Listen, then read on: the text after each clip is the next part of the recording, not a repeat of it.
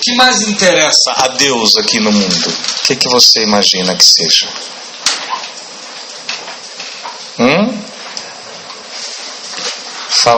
Fala alto, nós vamos aqui anotando nome e número para ver a nota.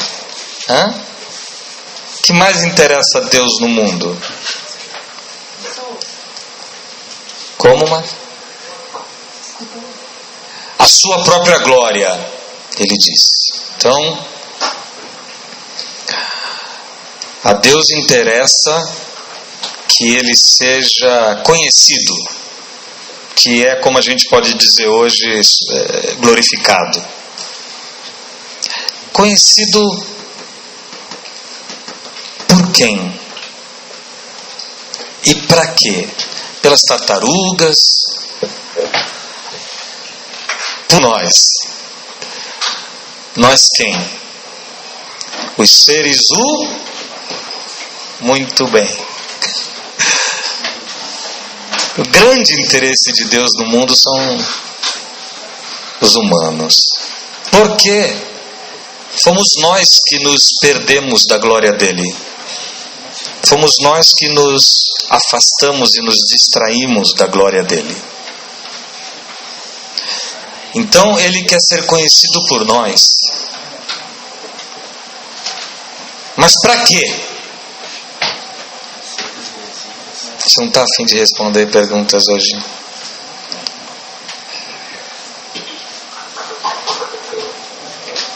Para quê? Para nós. Deus quer ser conhecido por nós, porque isso nos fará muito, muito, muito bem. É porque Ele nos ama que Ele quer ser conhecido por nós. Deus não tem carências. Deus não tem necessidades de elogios. É bom para nós adorar. Mas Ele mesmo vive na boa sem você. Vive sem você. Não sei se podia ser tão franco e dizer essa realidade celestial. Nada muda na vida de Deus sem você. Mas a sua vida é uma, com Deus ou sem Deus. Então eu vou voltar onde eu estava.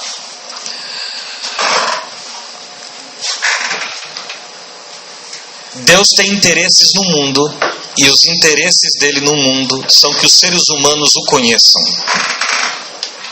E para isso, ele pretende usar aqueles que já o conhecem. Está claro isso em todo o Evangelho. Jesus o tempo inteiro faz essa comissão do anúncio, do levar adiante, do fazer com que o outro saiba. Ide por todo o mundo, pregue a toda a criatura, anunciem a todos os homens, fazei discípulos dele entre todos os homens. Daí que ele quer usar a gente. E agora que entrou você no negócio.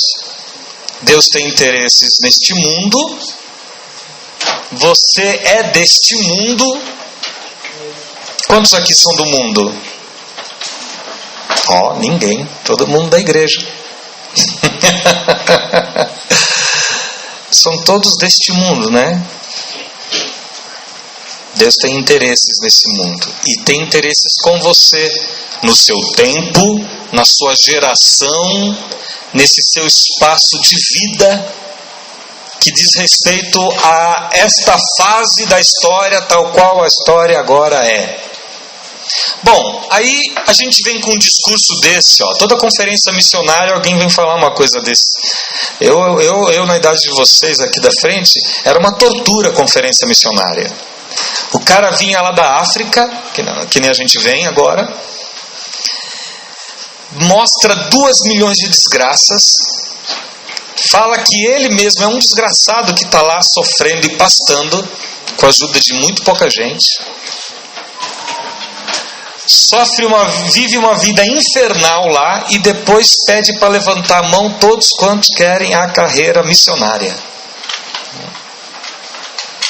Quantos amam a Deus e respondem o apelo para ser um missionário? Aí alguns bem corajosos ou absolutamente sem nada na cabeça vão lá para frente, na melhor das intenções, vai lá para frente. Eu fui algumas vezes. O problema é que ser um missionário, aí o cara passa a vida esperando ser um missionário. Passa a vida esperando ser um missionário. O cara não fala de Jesus nem para o cachorro dele, nem para ele mesmo. Na escola ninguém sabe. Mas Deus disse que ele vai ser um missionário. Lá na Síria não. Na Síria é melhor ninguém mais ser missionário. E aí começa um choque. Preste atenção. Um choque que eu quero ler um texto. Isso é a introdução do texto que eu vou ler. Mas calma que vai ser rápido. Olha o choque. Para ser fiel a Deus, você tem que fazer as coisas de Deus. Por outro lado, as coisas de Deus não significam carreira alguma para eu seguir. Para ser fiel a Deus, eu tenho que fazer as coisas de Deus. Mas eu moro num planeta e num tempo que eu preciso ser alguma coisa profissionalmente falando. O que gira o mundo é o dinheiro. E as pessoas são conhecidas pelas suas carreiras. E se não bastasse os homens, conforme até o século retrasado, as mulheres agora também. Elas não podem mais ter os sonhos de antigamente, quando elas queriam casar com um bom rapaz de uma boa família e ter filhos e gerar descendência com orgulho. Não. Ela agora também precisa ter a carreira. Porque a mãe diz, para você não depender de homem algum. Para homem algum mandar em você. E é bacana ter a carreira. É bacana. Mas não é só mais, agora é uma pressão sobre todos vocês. Moças e rapazes. E o que é que você então quer ser? Quando você já cresceu já. O que você quer ser? Porque olha, quando eu tinha sua idade, eu me percebi em conflitos sobre o que Deus queria e o que eu queria. Eu quase estava achando que Deus queria a minha cabeça. E que minha vontade era fazer a vontade de Deus. E agora, que raio de profissão Deus tem vontade que eu faça? O que você quer ser? Qual vai ser sua profissão? Aqueles que aqui ainda não tiveram uma formação, seja técnica ou universitária. Os demais, o que você quer ser? Quem já sai dizendo aí? O que você quer ser? Eu não estou perguntando, não quero ser um filho de Deus, não. O que você quer fazer, sua profissão. Qual vai ser sua profissão? Ou pelo menos qual você quer que seja a sua profissão? Nenhuma? Todos pais ricos, tranquilo, todo mundo vai viver de herança.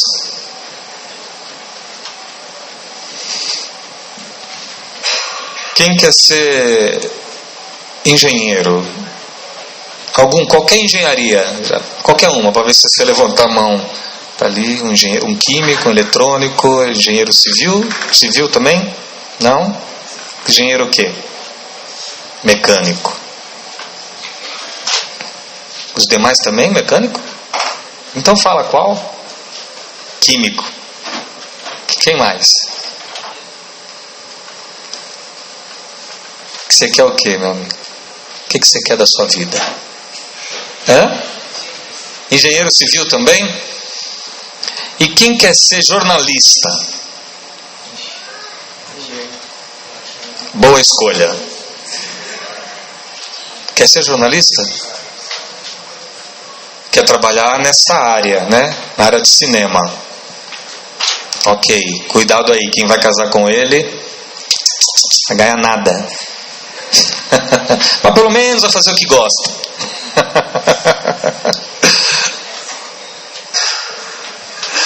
Quem quer ser dentista? Quem quer deixar de ser dentista? Olha o que aconteceu. Olha o que aconteceu com a mão do dentista. Tá vendo? Só se lasca. Não consegue, quer ser dentista? Pois se quebrar a mão, já não ganha dinheiro. Se eu perder este polegar aqui, já era. Ou quem vai querer um dentista retardado que segura o motorzinho assim? Não dá. Médico. Médico sempre tem muita gente. Você quer, querida? E você está no ensino médio? Você está no ensino médio? Fundamental. Continue querendo. Quem mais quer ser médico? Você também? Geralmente quem quer ser médico sabe até a especialidade que quer, né? Só depois que acaba o curso de medicina que não sabe o que vai fazer. Que profissão? Os outros não têm profissão? Arquiteto? Arquiteta, olha, tem uma arquiteta ali, ela tem cara de arquiteta. É uma boa ideia. Quer ser arquiteto? Bom. Mas você quer ser psicólogo? Alguém mais quer fazer psicologia? Lá no fundo, aqui na frente. 2 só, 3. Vai ser pouco para dar conta da igreja. 3.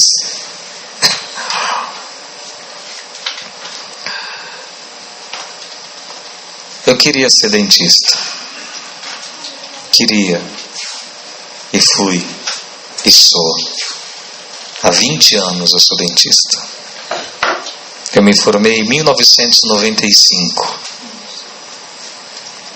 Você não tinha nascido. 95, você imagina? No século passado. Foi impressionante que eu falei 95 e eles disseram: oh meu Deus. Eu sou professor universitário também. Meus alunos nasceram quando eu me formei. É muito estranho. Eu não confio em ninguém que nasceu do ano de 2000 para cá. Não tem cabimento. Mas olha, há 20 anos exerço apaixonadamente odontologia. Escolhi uma especialização e fiz. Depois fiz o mestrado. Iniciei o doutorado. E aí Deus chegou chegando. Só vai até aqui agora. Mas fui bem longe. Quem quer ser pastor? Como é que acontece isso com os dentistas, mano? Não devia ser dentista. Quem mais quer ser pastor? Padre?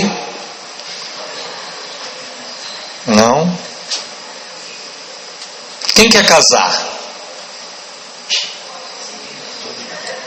Casar é da vontade de Deus, pelo que eu estou vendo aqui. Quem quer ficar solteiro?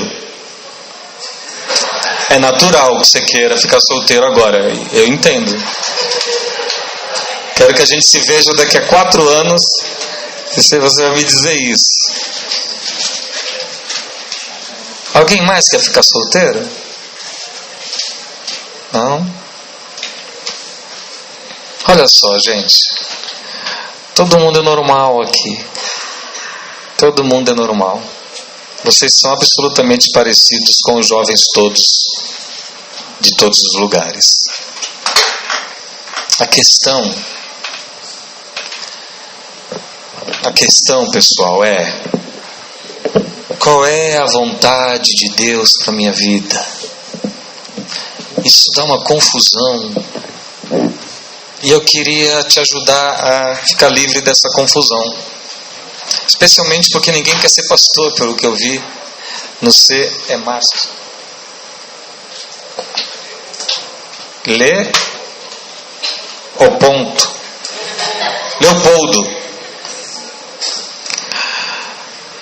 Leopoldo.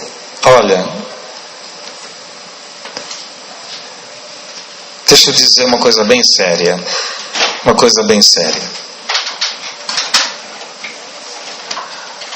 Deus não só quer que você tenha uma profissão, como para lidar com os interesses de Deus na terra, você tem que ter uma profissão, um nicho, um lugar de envolvimento, uma importância social, servir a comunidade de algum modo.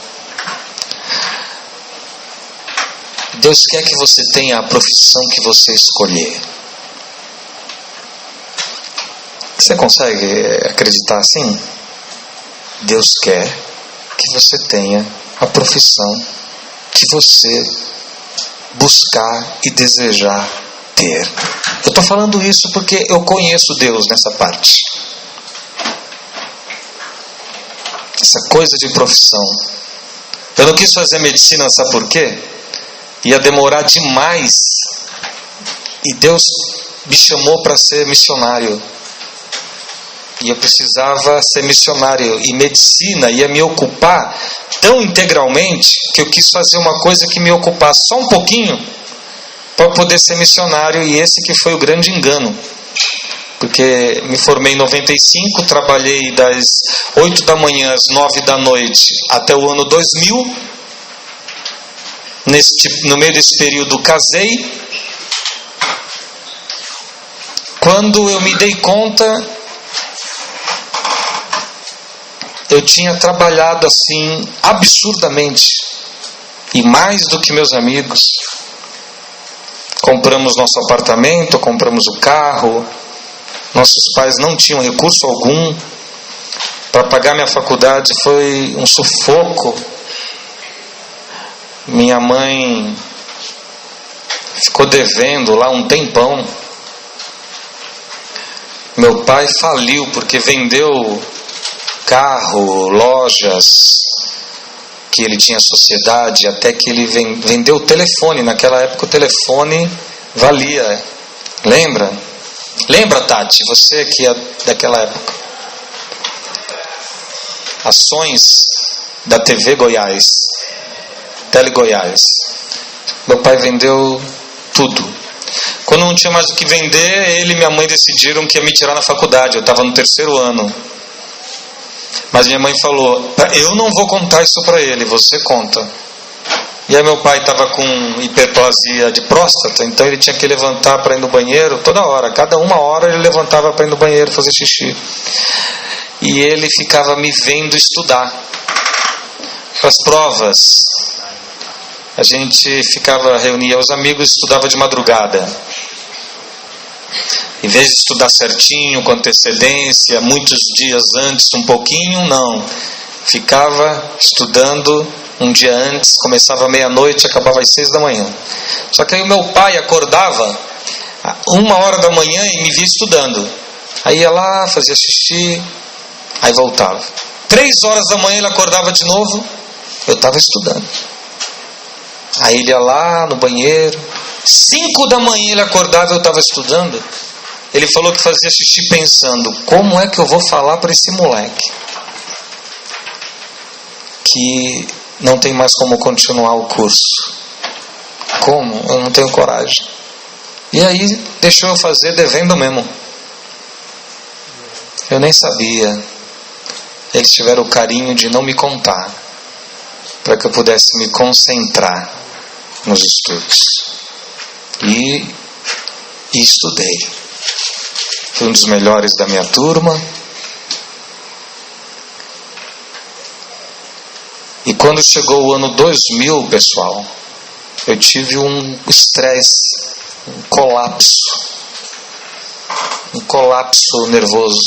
Eu fui internado. O médico falou que eu tinha que parar de trabalhar tão obcecadamente. Fui internado mesmo. Depois nasceu o Leonardo, fui mudando o ritmo. Nasceu o Lucas, que hoje tem 10 anos. Agora, no meio desse processo todo aqui, em paralelo, pensa um cargo aí na igreja. Eu tive. Pensa um aí.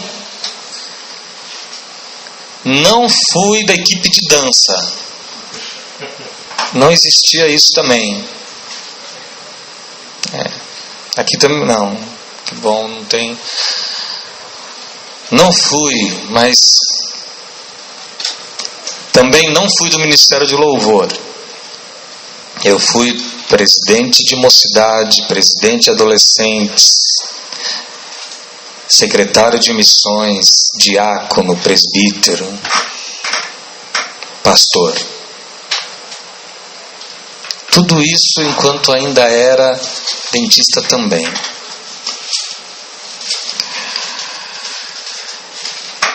O que eu quero dizer?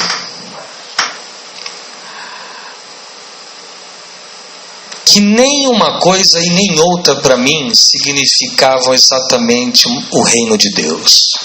O reino de Deus é o que eu faço conforme eu faço as coisas que eu faço. O reino de Deus é como eu reajo, e como eu troco, e como eu intercambio, e como eu me relaciono com o mundo ao meu redor. É conforme a mente de Cristo, é em amor ao próximo, é sem sacanear, é sem mentir, é sem judiar, é sem trair, é sem abusar. E ainda mais, é com uma palavra abençoadora na boca aqueles que me rodeiam. Porque se é assim, e isso pode ser assim, não importa a profissão que a gente tenha, não importa. Então em 2 Coríntios, no capítulo 5, no verso 14, Paulo vai falar uma coisa que eu queria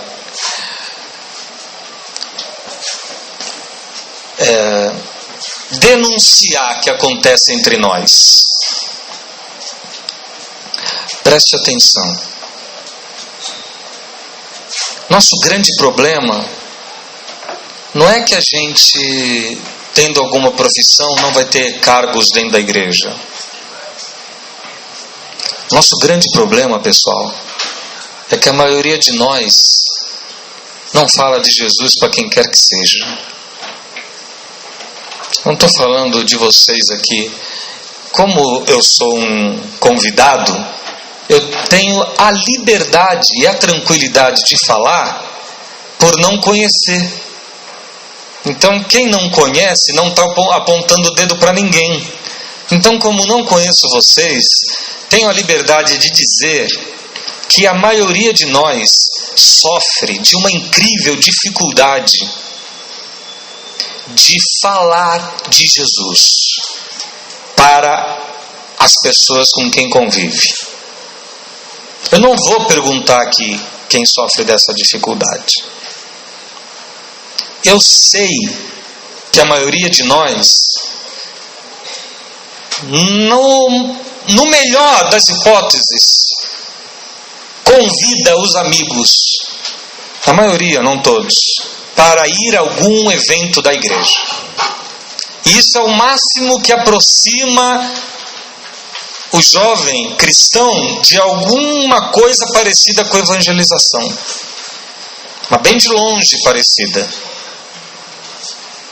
A maioria de nós parece ter uma vida lá fora com os vocabulários lá de fora, com a linguagem, o internetês que você fala, nos chats e posts. A maioria de nós parece ter uma vida lá fora e outra aqui dentro.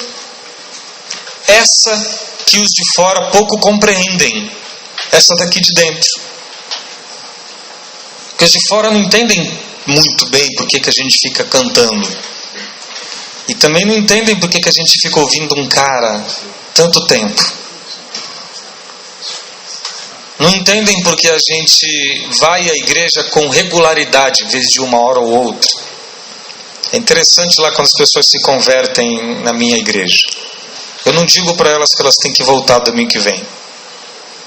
Elas não sabem. Elas se convertem a Jesus. Elas voltam porque elas precisam. Voltam porque querem. Não fazem como agora em Madrid, na presbiteriana de Madrid. Eu estava lá, e o jovenzinho teve a profissão de fé. E na profissão de fé dele, quem aqui já fez a profissão de fé? A maioria. Na profissão de fé dele estava lá: você aceita Jesus como seu Senhor e Salvador? Sim. Você aceita andar sob os códigos de conduta do Evangelho? Sim. Você crê na salvação eterna por meio de Jesus, seu Filho, a cruz e sangue de Jesus? Sim. Na ressurreição dos mortos? Sim. Você está disposto a divulgar o Evangelho? Sim. Você se compromete a ser fiel a esta igreja, frequentando regularmente e tendo seus compromissos com ela mantidos em dia para sempre? Ué, de onde que ele veio com essa pergunta? Pergunta embocou ali, colocando as pessoas numa coisa que não tem como prometer, gente. Aí os jovenzinhos disseram, os dois, sim. Para ficar presos pelo juramento da profissão de fé. Há um compromisso com aquela congregação. Isso é muito comum aonde se vive assim, como eu disse. Uma vida lá fora, outra aqui dentro. Deixa eu dizer uma coisa. Sabe por que a maioria de nós não fala do Evangelho? Sabe por que a maioria de nós não fala de Jesus com tranquilidade? Com a tranquilidade com que meu filho discute com ateus, espíritas, evangélicos, católicos, com a tranquilidade com a qual eu evangelizo alunos, professores. É o meu cotidiano, é meu dia a dia. É o tempo todo. O tempo todo. Nunca dei folheto para ninguém. Nunca disse Jesus te ama e eu também. Não. Nunca orei em público por alguém contra a vontade da pessoa, fazendo ela passar vergonhas que eu passo às vezes no consultório, quando algum pastor vai lá orar por mim, aos berros, com a sala de espera cheia.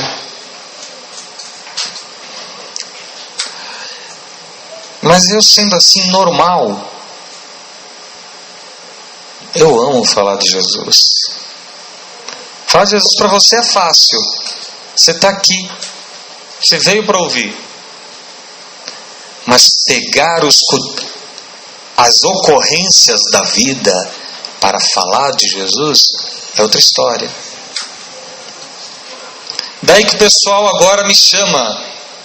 Falo de Jesus em velório, em casamento, aniversário. Mas tudo isso ainda não é falar de Jesus.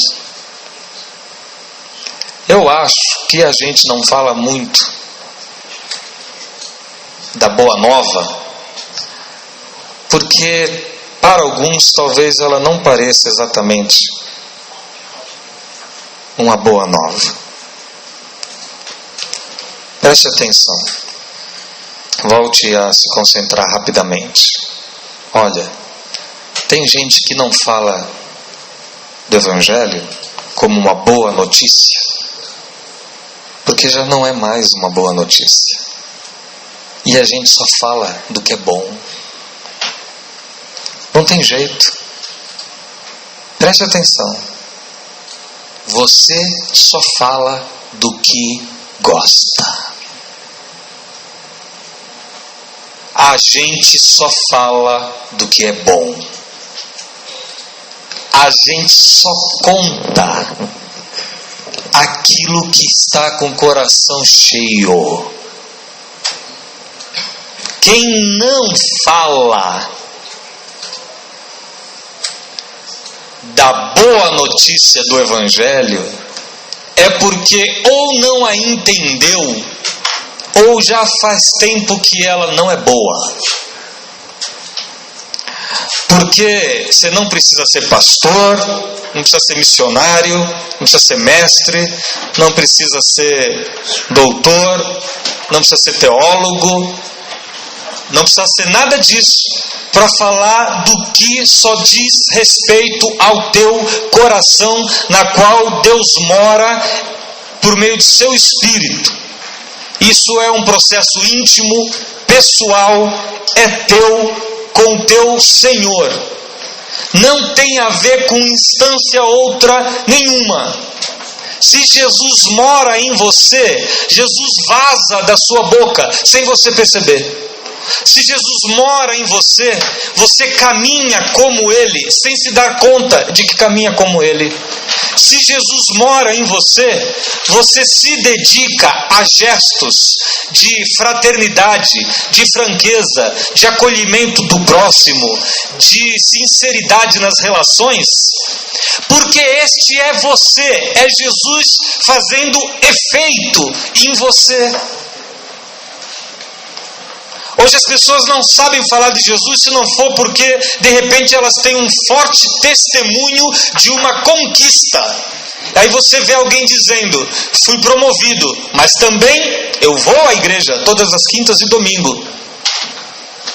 Aliás, na minha época, uma coisa era falar de Jesus, outra coisa era falar para ir para a igreja. Eu evitava radicalmente que meus amigos fossem à igreja antes de eu falar de Jesus para eles. Meus irmãos, meu irmão, minha irmã, meu outro irmão, todos receberam Jesus em casa, comigo, quando eu lhes expliquei o Evangelho. Não foi diferente com os meus filhos. Depois que meus irmãos, então, de casa, ouviram o Evangelho, agora vamos para a igreja, para conhecer um pessoal que fez a mesma coisa, só que não sempre, nem sempre. Mas fazer amizade com gente boa, ter um lugar para continuar sendo edificado, e se a reunião faz bem, e se a igreja faz bem, continuar indo. Mas eu volto a dizer, repensa seriamente sua vidinha, sua vida, que é preciosíssima para Deus. Será que eu não falo a boa notícia do Evangelho porque de repente ela nem é mais tão boa? Porque do contrário, quando eu gosto de um filme, eu tenho que me segurar para não contar o final, não é assim? Mas você não quer que o outro saiba? Por respeito, porque você quer muito que ele vá ver esse filme também, você não conta o final, não é? Mas você, quem fala um filme aí que você gosta muito? Forrest Gump eu vi. Forrest Gump, gosta muito. Você já recomendou Forrest Gump para as pessoas? Para quem? Para todo mundo. Para todo mundo? Para todo mundo. Para todo mundo. E por todo mundo. E recomenda para todo mundo aquilo que você curte e gosta. Então é a hora de sinceridade na vida, você entendeu? Não dá para ir levando a vida sem ter sinceridade com essa questão. Eu gosto de ser cristão? Ou eu estou aqui porque papai está, ou eu estou aqui porque minha mãe está, ou eu estou aqui porque se eu não estiver, ai de mim se eu morro agora. Então eu não tenho outra opção a não ser estar aqui. Eu sou cristão porque cristão nasci. Se não tivesse nascido no Japão, budista seria. Se tivesse nascido no Oriente Médio, muçulmano provavelmente. Sem nenhuma reflexão de que por que é que continua cristão. E só tem uma razão. Você que é alvo do amor de Deus, responde ao amor de Deus com amor e vive no amor de Deus. Mas o Forrest Gump foi um bom filme mesmo. Eu recomendei para muita gente já. Alguém já recomendou algum outro filme para muita gente? Qual? As Crônicas de Nárnia, que já é uma recomendação toda especial. Sempre que eu recomendava as Crônicas de Nárnia, tinha o mesmo objetivo do C.S. Lewis: fazer com que as pessoas entendessem o Evangelho por um outro caminho, o caminho dos contos, que não fosse aqui o caminho já pronto da pregação. Um dia meu filho perguntou, pequenininho: mas pai, quem é Jesus? Ah, filho, é o verbo da vida. É a palavra encarnada. Estrela da manhã, rosa de Saron. E ele continuando com medo de dormir. É o alfa e ômega, o primeiro e último, o todo-poderoso. Com medo de dormir. Uma amiga minha falou para a filha: dorme, filha, Deus está aqui. Ela: o Deus está aqui. Aí que ela não dormiu mais mesmo. Criança, 4 aninhos, não tem essa. Tudo para eles é ludicamente concreto. Eu não falei nada disso para o meu filho. Eu falei: Jesus é o Aslan, o leão de Crônicas de Nárnia. O Aslan foi feito baseado em Jesus. Ele é a alegoria de Jesus no filme. Quando eu disse para o meu filho que Jesus é o Aslan, aí ele entendeu que ele está protegido. Você entendeu? Ele entendeu que é amado porque já tinha visto o filme. O Aslan deu a própria vida pelo piorzinho deles lá. Por aquele que a gente queria matar, o Aslan deu a vida.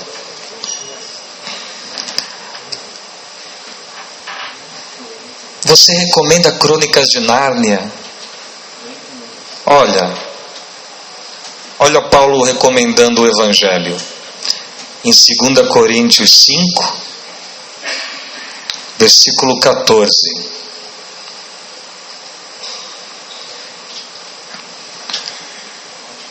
tô lendo para começar não, gente, fica tranquilo. Tô lendo para acabar, tá bom? Pois o amor de Cristo nos constrange. Olha, conversão é isso.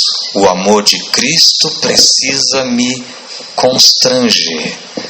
Ele me ama sem eu merecer. Me ama mesmo eu sendo quem sou. E isso me põe constrangido. Julgando nós isso. Por que eu fico constrangido? Porque um morreu por todos.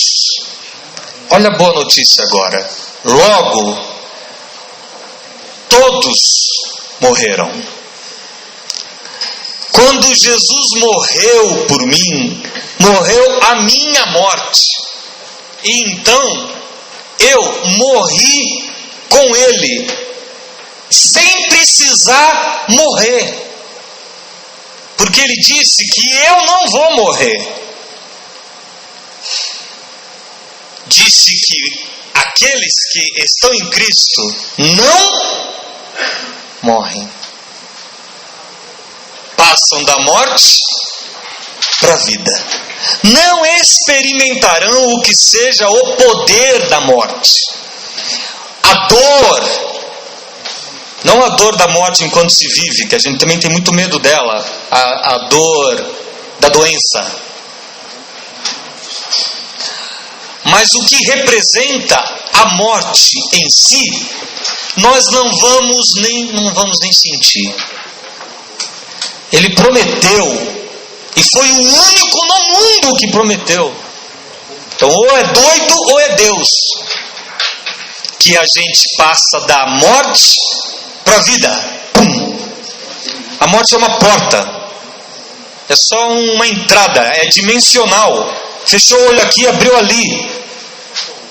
Não tem sufocos de purgatório. Não tem umas velhinhas queimando você por um tempo. Não tem mais 1, 2, 3, 4 vidas para viver até pagar o preço. O preço foi pago por Ele na cruz. A nós está destinado a morrer uma só vez. E o que era para ser juízo sobre mim, Deus o fez misericórdia. Porque quando Ele olha para mim, me vê lavado pelo sangue de Jesus. Sabe o que isso significa? Não me vê apodrecido, me vê coberto de perfeição, que é o sangue de Jesus sobre a minha vida. Então eu já não preciso ter mais problemas para morrer. Você já pode morrer. Morra tranquilo. Porque se você morrer, você vai lembrar disso depois do que eu estou falando, depois que você morrer. Se você morrer, você não vai morrer. Amém? Você crê nisso? Mas tem um monte de gente que não sabe disso, que não crê nisso, que tem um pânico desgraçado da morte, que sofre demais e não consegue ter de você uma única palavrinha. Não precisa abrir a Bíblia não. Diz para ele assim, ó, sabe o que eu acho estranho? As religiões estão aí para ajudar a gente a vencer a morte, né? O medo da morte. Mas veio Kardec, veio Buda, veio Maomé, veio todo mundo, não teve ninguém que disse que mandava nela. O único que diz que manda nela é Jesus. Mas o que ele disse? Ele disse que se eu acreditar que Ele é a ponte para Deus, Ele é a ponte para Deus. E por meio dele eu chego em Deus. Você entendeu que você vai falar conforme a pessoa com quem você está falando? Agora, se você for um canalha falando isso, tem algum efeito? Não. Continuando o 15, e Ele morreu por todos, para que os que vivem não vivam mais para si mesmos, Então minha vida não é mais minha vida é dele. Mas para que por ele, para viver agora para aquele que por eles morreu e ressuscitou. Então a morte já não é mais um problema, esquece a morte, não pensa mais na morte, agora vamos pensar na vida. Ele morreu para que a gente viva esta vida para ele. Aí tem gente que acha isso pesado.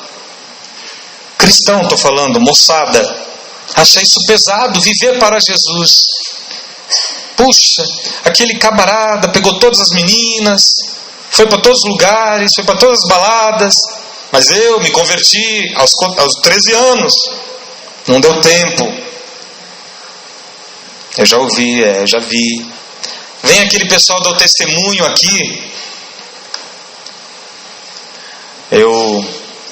Minha vida era horrível antes de Jesus. Cada noite eu saía com uma moça diferente. Todas lindas.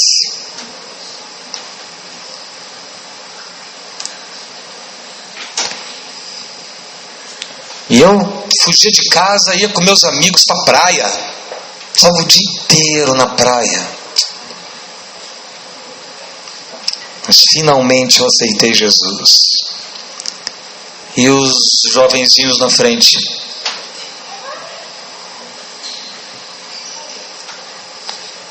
Com raiva de ter aceitado Jesus antes. Então não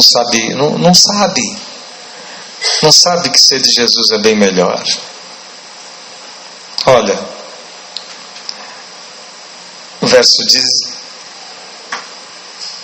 17. E assim, se alguém está em Cristo, é nova criatura, as coisas antigas já passaram, eis que se fizeram novas. 18 em diante. Ora, tudo provém de Deus. Tudo na sua vida vem de Deus. Que nos reconciliou. O que é reconciliar, pessoal? Fez as pazes. Fez as pazes. Ele fez as pazes, nos reconciliou consigo mesmo por meio de Cristo. E quando fez isso, nos deu o ministério da reconciliação. Então pronto, não importa que profissão seja a sua, não importa o que você vai ser, não importa nem se você vai ser pastor ou diácono, e não importa se você vai ser psicólogo, jornalista ou enfermeiro, médico ou dentista, você tem um ministério que esse todos nós temos. Todos. Eu não sei qual é o seu ministério dentro da igreja. Eu sei qual é o seu ministério na vida. Esse eu sei, porque é o mesmo que o meu. Eu não sei se você já encontrou o que fazer aqui. Quem é do ministério de louvor? Ministério de louvor. Quem é do ministério? Tem ministério infantil, né? Você é do ministério infantil. De juventude. Alguns. Ministério de ensino. Quem ensina na escola bíblica? Leopoldo, você faz tudo, mano? Mas os outros também estão fazendo. Tá bom. Então, quem é do ministério do som, áudio e gravação da janelinha? Tá lá o pessoal. É o tio. Ministério. Fiel nesse ministério. Gosta do que faz. Veja que temos diferentes ministérios. Mas tem um que eu tenho, que é o mesmo que você, que ele, que todos. Todos nós recebemos o ministério da reconciliação. Todos nós. Todos nós recebemos o ministério da reconciliação. Amém? Todos nós quem? Os reconciliados. Os que fizeram as pazes com Deus, os que estão em paz com Deus, os perdoados. Os que creem na cruz. Olha, tenho que fazer no ministério da reconciliação? O que eu tenho que fazer? Está lá. Não está ainda. O versículo 19.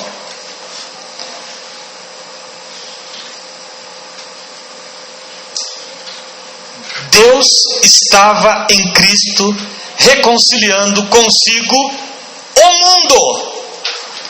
O mundo. Lembra que eu falei no começo do que interessava a Deus no mundo?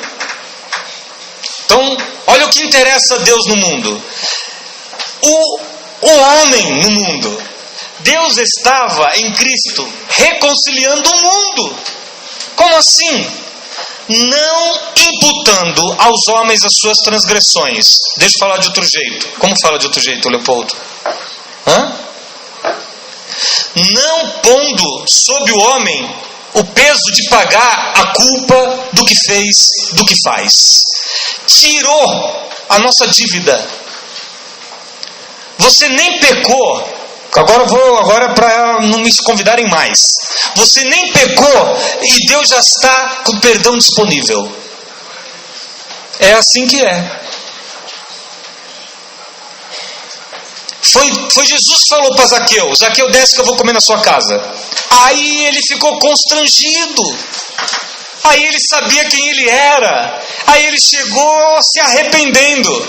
E chegou confessando. Se alguma coisa eu tomei de alguém, eu devolvo. E Jesus hoje teve salvação nessa casa. Está reconciliado. Primeiro foi perdoado. E então pediu perdão. Porque se eu sei que eu posso ser perdoado, então eu posso pedir perdão. E você pode ser perdoado sempre. Porque não é que você vai ser perdoado dos pecados que virá a cometer. Você é um filho do perdão. Você é um perdoado. Você é um perdoado. Esse é o ministério. Olha, ele fez isso e nos encarregou da palavra da reconciliação. Nos encarregou da palavra da reconciliação. Esse é seu ministério. Esse não é um ministério intramuros, não. É aqui dentro que você vai ficar dizendo para o outro que já está reconciliado: Deus quer fazer as pazes com você, meu irmão. Não é aqui. É no mundo. Aí, olha o verso 20, ele com a plena consciência do que ele é, Paulo. De sorte que somos o quê? Embaixadores. O que é um embaixador? É um representante de outra nação naquela. É você. Você é um cidadão dos céus que representa o reino de Deus no mundo. Representa, o que o embaixador faz? Representa os interesses do país dele naquele outro país. Sim, você representa os interesses de Deus no mundo. Quais são os interesses de Deus no mundo? Todos que têm a ver com o amor, o perdão, a reconciliação, o levantar do homem caído, o abençoar, nunca o maldizer,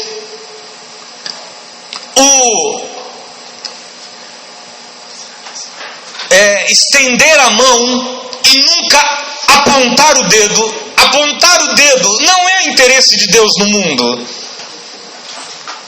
O dizer eu tampouco te condeno é interesse de Deus no mundo. Apedrejar a prostituta não é interesse de Deus no mundo. Os bullying desgraçados que a gente faz destruindo a vida do outro não é interesse de Deus no mundo.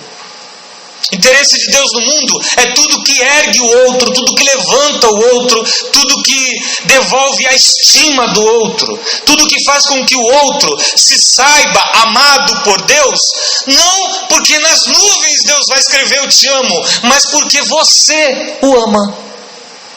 Somos embaixadores em nome de Cristo.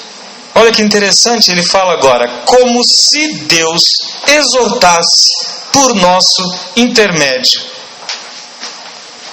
Em nome de Cristo, pois, apelamos, rogamos que vocês vos reconcilieis com Deus.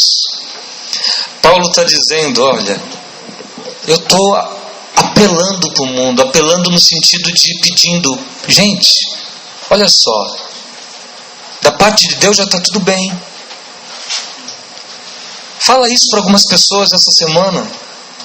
Não fica achando que tem que falar as 4 leis espirituais. Fala isso para um amigo seu da escola essa semana, se for com vontade, né? Porque se for decorado, você não entendeu nada do que eu falei. Fala isso essa semana. Deixa eu te dizer, sua vida está confusa, né? Mas da parte de Deus já está tudo resolvido. Deus não é mais o problema. Deus vai te ajudar na solução.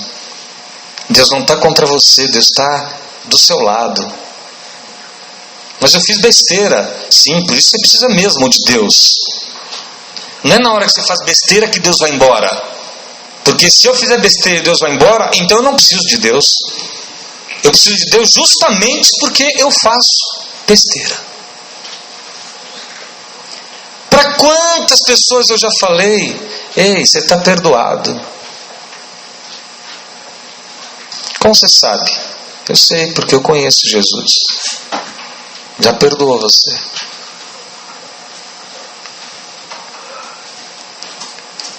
O seu ministério é o da reconciliação.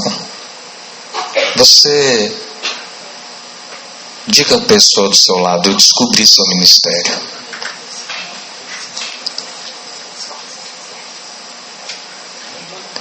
É de reconciliar as pessoas com Deus.